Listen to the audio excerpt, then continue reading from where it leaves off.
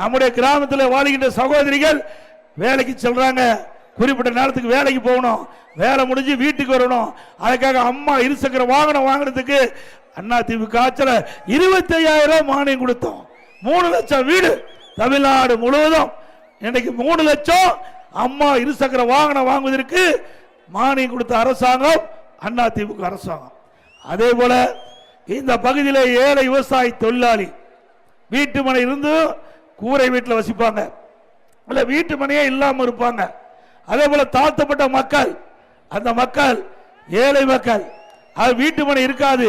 இப்படிப்பட்ட மக்களுக்கு அதிமுக ஆட்சி வந்தவுடன் அற்புதமாக பல லட்சம் ரூபாய் மதிப்பீட்டில் காங்கிரீட் வீடு கட்டி கொடுக்கப்படும். இது அதிமுக பிரதான கோரிக்கை.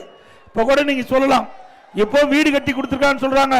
இது மாதிரி வீடு இல்லைங்க, நல்ல தரமா பல லட்சம் ரூபாய் மதிப்புள்ள காங்கிரீட் வீடு இந்த பகுதியில் இருக்கின்ற மற்றும் தமிழ்நாட்டில் இருக்கின்ற அனைத்து ஏழை மக்களுக்கும் கட்டி தரப்படும்.